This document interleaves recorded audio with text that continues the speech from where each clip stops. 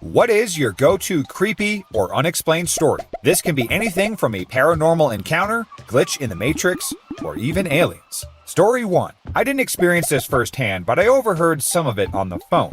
My sister was visiting my parents, home from college, for the weekend. I live in my own place in the next town over, and I called her about something, and she was clearly very upset. She told me that she was home alone and something was happening. I asked if there was someone in the house, like an intruder, and she told me that there were animalistic growling noises coming from the corner, and my mom's dog was going nuts at the noise. I could hear him in the background. She said the hallway lights were flashing on and off, and I told her to get her jacket and calmly walk out of the house, taking the dog with her if she could, that I would be by soon to pick her up. She went outside and brought the dog with her, and her friend was even closer than I was, so she picked up my sister, and then they hung out at her friend's house for a while. About 20 minutes after that, my brother, who also lived nearby, stopped by the house to return some tools that he borrowed from my dad. He went inside because he saw the lights going on and off, and he's an electrician. Now, once he was inside, he stopped.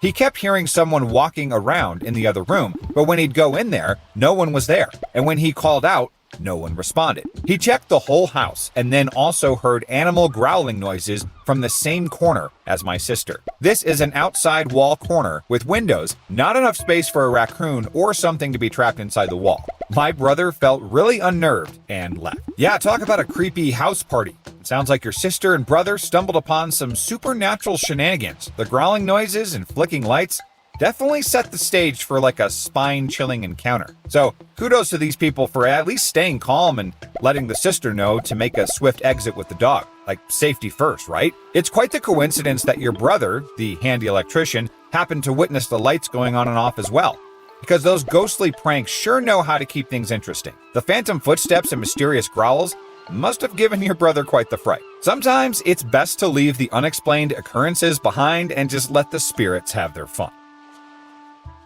Story 2. This might become mine after what happened last night. I was playing poker at a local casino and got into a hand with this guy who was wearing some sort of space-themed hoodie. The second that the first 3 cards hit the board, I had the strongest deja vu I have ever experienced. I had a dream about that exact moment like a year ago, and I knew the exact next 2 cards that were going to come out. They came out just as I expected them, to the point of me calling them, and I won a huge hand. Story 3. I came home from a date at about 11 p.m. House dark, did not switch on the lights because I know my way around. And I went straight to the bathroom, and on my way back, down the passage, I bumped into my dog, a Shar-Pei, and he was as big as my mid-thigh. Told my boy that I love him and that he should be sleeping, but good boy for checking on his mom. Opened my bedroom door, which was 3/4 closed, and switch on the light at the same time, only to see him on my bed, sleeping, lifting his head when the light came on, to look at me. I would have heard him or felt him move past me. So I was alone. What bumped into me? Story 4. My daughter and I still wonder what happened here. We were traveling along the 401 in Ontario, Canada, from London to Kitchener. We've done this trek many times over the years. My daughter has to pee bad, so we're coming up to the first Kitchener off-ramp, so I tell her that the next ramp is ours, and we'll be home in 15 minutes tops. So we keep going, watching for our exit, which should be no more than a few minutes, but it doesn't come.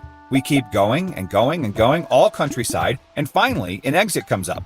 But it's not the one that we're expecting.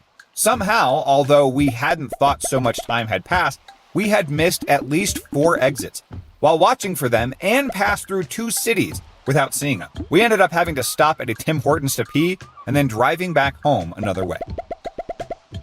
Story 5. Only mildly creepy, but it still gives me the shivers.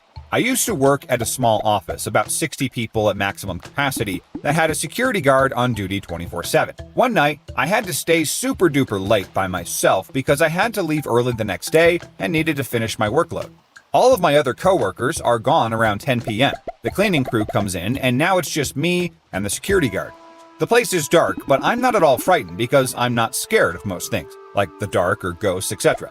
The security guard is a really nice dude, and we're in a safe neighborhood too. The security guards are required to make rounds every couple of hours, just to make sure things are fine. Sometimes they say something to us, and sometimes they don't.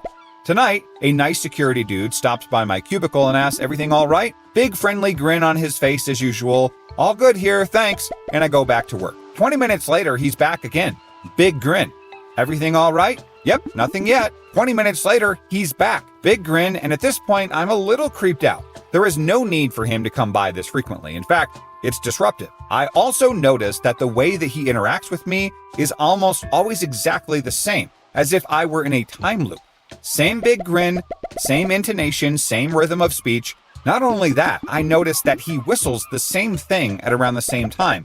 So if I turn off the music on my headphones, I can hear his whistling coming closer before he asks, "Everything all right?" Now it's around midnight and I'm totally freaked out. I try to rationalize this with myself because I have to get this work done. I'm rushing through my work and I keep hearing that whistling behind me. Surely he won't come back again. Everything all right? At this point, I'm freaked out because I no longer trust this guy that I felt so safe around, and I was a young woman in my mid-20s. The security guard is a dude in his 50s. I couldn't finish everything, but I wrote an email to my supervisor saying that the security guard is acting very strange, and I don't feel safe.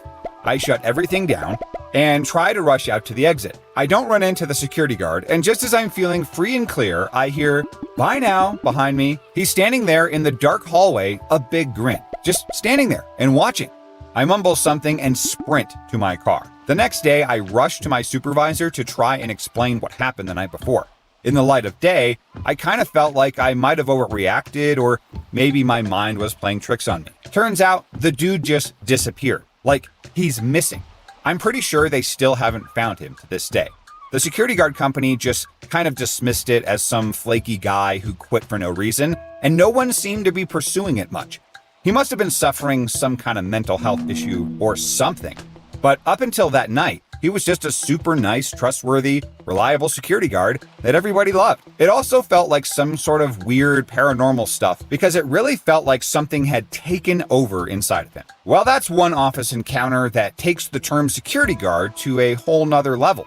From the repetitive everything all right to the unsettling grins and disappearing acts, it is like a real-life paranormal thriller. Like, who knows what strange forces were at play here? That's a big nope from me. Just remember, when things get eerie in the workplace, it's best to just sprint out to safety and leave the mysterious stuff behind. Keep your office adventures full of productivity and probably free from ghosts. Always a good bet. Story 6. This had to have been about 2 years ago during the summer. I had this dream that I was in this old-timey train station, and I was standing next to this man wearing a brown trench coat and one of those fedoras that reporters used to wear. The man then turned to me and said, "I'm going to pick up your Uncle Bud. Don't worry about him, he's going to be just fine." As the man turned around, the train pulled up and the man walks on. I woke up from the dream as soon as the train pulled out of the station. When I woke up, it was about 1 a.m. And the next morning, I got the news that my great Uncle Bud died in the night around 1 a.m. I immediately told my parents about the dream, and after describing the man in the station, my dad shockingly exclaimed that he knew for a fact that the man in my dream was his dad, who had passed years before I was born. According to my father, his dad wore the same brown trench coat and hat, and it made sense that his dad picked up Uncle Bud because they used to be really good friends. I remember at that time being really shaky on my beliefs of the paranormal, and sometimes I still am, but I truly cannot explain that. Story 7. There's a lady that my mom has often seen doing questionable things in our street. I was walking to the shops with my mom, and she pointed out the said lady who was standing outside the shopping center to show me who she was. I was just like, oh, okay. And we kept walking inside and left this lady still chatting to another person outside. There is only one entrance to this small shopping mall, and we walk into the store, pick up a trolley, only to see this exact same lady now at the front of the long queue with groceries waiting to pay. Same person, same clothing, same everything. To this day, we still cannot begin to fathom how she got past us and did her shopping in basically less than 2 minutes when we left her standing outside, and we're both sure as hell that she didn't pass us in that space of time. Story 8. I was catching a train one day and I found a DVD on a seat. I checked to see if anyone owned it, but the train car was empty, so I stuffed it in my bag. That night, I watched the short film that was on the DVD. In the film, the protagonist found a DVD on the train, and later on in the film, he met the star on the DVD that he had found. Fast forward to a few nights later, and I was at a restaurant and saw the actor who played the protagonist. Not quite believing what was happening, I walked up to him, introduced myself, and told him that I found the DVD of the movie that he starred in on the train. Initially, he said something like, "Oh, cool. Then, as it sunk in, his face went pale. His mouth gaped open, and we both had to have a drink to recover from our minds being blown. The serendipitous twists of fate. It's like a movie within a movie, like a DVD Inception. You stumbled upon a random DVD on a plane, watched the short film, and lo and behold, the protagonist you saw on the screen materialized right before your eyes. Talk about a mind-blowing encounter. Like, imagine the actor's reaction when you walked up to him, casually mentioning, "Hey, I found the DVD featuring your performance. Oh, cool." And then quickly transformed into a jaw-dropping realization as the sheer absurdity of the situation sunk in. That must have been a sight to behold, and it does sound a little set up, like maybe it was planted to create this, but who knows. Story 9. When I was a little kid, I remember I was running around my room and I decided to go to the bed and jump from it. As soon as I jumped, suddenly everything went into slow motion. It was like that there was no gravity for some time. I got really scared, so I just closed my eyes and I slowly landed on the ground. And I'm sure it wasn't a dream. Story 10. Honestly, one of the scariest moments of my life. High school me is alone because my parents are out of state for something, and I've been sleeping on my mom's bed while they were gone because it's just so comfy. So it's a couple minutes before my alarm goes off, and then I hear the bedroom door burst open, and we kept the doors closed because of our dog. And I can't even move my head to see it, like I'm just stuck, frozen. My sheets get ripped off of me and thrown over my face. Now at this point, I can barely breathe. The next thing I know, I felt like I woke up. My sheet was on the floor and I could breathe again. And one thing didn't make sense though. The door was still open. As I turn to look and see that, I hear loud footsteps running through the hall, and I immediately spring up to go see it, and there was nothing there. My dog was still sleeping, like nothing happened. I decided that I'd rather be at school than in that house. Yeah, what does that tell you? And as I'm walking to the bus stop in a light drizzle of rain, lightning legitimately strikes the sidewalk on the other side of the street. I don't even know what to do at that point, so I just tried to ignore everything that day. Story 11. Let me tell you about the time a witch gave me money at a casino. I was playing jacks or better away from my friends because I had lost all my money playing blackjack, like only $40, but in college at the time. I am betting a quarter at a time, so it's just me over there using the machines. Now eventually an old woman comes and sits down right next to me without saying a word. She proceeds to play for 1 minute and then wins the jackpot. I believe it was something like $2,000. There was a ton of noise coming from the machine and people were beginning to notice, and she turns to me and this is how our conversation went. "Lady, are you a Christian?" Me. "What?" "Lady, are you a Christian?" Me. I guess so." "Lady, well, I am a Wiccan. Do you know what that is?" Me. "Like, witchcraft?" "Lady, yes, exactly. My stars were aligned tonight, the moon and planets were aligned tonight, which is why I won. I see the same alignment in your stars and moons and planets. Here is $20. May it help you tonight." She then was taken away by the security to come claim her prize. And I walked up to my friend and told him the story, and he goes, "Oh, we have to bet with this money right now." So we walked over to the craps table, put it all on red, and won. I bought everyone Taco Bell with the winnings. Story 12. I have a few stories, but all of them happened over the years growing up in a somewhat rural coastal community in Nova Scotia. The biggest one that comes to mind is all teenagers at my buddy's house, partying, music, drinking beer, etc. I was sitting at the kitchen table with some people and he was out smoking on the deck with some others. Everyone was in that area.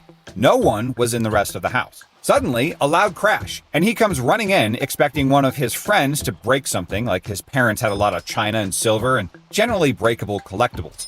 We all jumped up explaining that we hadn't touched anything as we went to inspect what had gone on. There were probably 20 to 24 pictures lining the staircase all the way up. Some of them of old relatives, others of miscellaneous things in old wooden frames, and every one of them had fallen off the wall and toppled in a pile on the tile at the bottom of the stairs. But none of the glass broke. Well, that's mysterious. It's like the pictures decided to have their own little party on the staircase. Like maybe they were tired of hanging on the wall and just wanted to join the festivities downstairs. Or perhaps it was their way of saying, hey, we also want to be the center of attention too. It is a good thing that the glass didn't break, I guess, because otherwise you'd have a very kind of different party with some unexpected cleanup duties. Who knew pictures could be so rebellious and coordinated and, I guess, possessed at the same time? Story 13. This one is probably me misremembering quite a bit since I've always had a lot of trouble recalling minutia. But one night, if I recall, it was just prior to midterms starting in my freshman year of high school. I was attacked by something that came into my room through the window. The window's screen had been shredded and snow had fallen in, so it was safe to assume that was the entry point. I woke up probably sometime around 1 a.m. to see something lying on the floor. It was too dark to see anything as it was still snowing outside and the moon was blocked from sight. So when I panicked and tried to get out of bed, it jumped at me. Got a couple of nasty scratches, but ultimately, then it left. The door to my room was locked, so it obviously couldn't go anywhere. And honestly, I thought that I imagined it, or that it was a nightmare since I had been having night terrors and it was in fact in close proximity to midterms, so I was pretty stressed anyways. But the scratches on my arms were very real. My friends never believed me and my parents claimed that it was the cat, but the fact remains that we had to replace the screen on the window. Story 14. Way back when I was in junior high, I was sitting on some bleachers after school watching an intramural floor hockey game. Now these bleachers were pushed all the way in, so we would literally climb to sit at the top of them, which I'm estimating was probably about 10 feet. So I'm sitting up there and I stand up to move and my foot gets caught. And I tried to save myself, but I end up falling. What's really odd is that I don't remember the fall at all. I remember starting to, but then I woke up just as I hit the floor. But it was like I had fallen only a few inches and landed on my back. I heard the gym fall silent as I popped right back up. And the teacher asked in a panicked voice if I was okay, and I said, yeah. And then just kind of climbed right back up there. I should have bounced my head off the floor and incurred some kind of injury, but I felt literally nothing. Story 15. Not sure if this is supernatural, but it's definitely creepy. I was hiking through the remnants of a remote, long-abandoned town and the surrounding area. And to get as far into the woods as I was, you had to cross fallen trees over a creek 3 times. I had just crossed the 3rd bridge and was about 5 miles in, and something blue caught my eye just ahead of me. There was a man, like in his 60s at least, wearing blue satin pajamas, sitting in a tree. The closer I got to him, the louder that he laughed, and it wasn't a maniacal laugh, but it set off the alarms in my head nonetheless. He also wasn't wearing any shoes and looked very well groomed. Clean. I gave him a friendly nod as I passed, and he just kept laughing. Then it stopped, and I turned, and he was gone. There was no branch cracking, plants rustling, nothing. He was just gone. Still rubs me the wrong way. The area that I was in is a pretty rough hike, very secluded, so not very many people venture as deep as I was that day. No idea what was going on. So encountering a man in his 60s wearing blue satin pajamas, sitting in a tree and laughing loudly in a remote abandoned town is, yeah, undeniably creepy. And when he disappeared without a trace, that only adds to the mystery, like something out of an old spooky tale. Now, whether he was a mischievous forest spirit or a guardian of the town, it's definitely chilling and you probably didn't want to stick around to find out. So stay cautious out there. If you ever see weird guys just sitting in trees and laughing, these are called red flags, and you should avoid them. In the comments, does anyone want to share their old, creepy, paranormal, weird experience as well?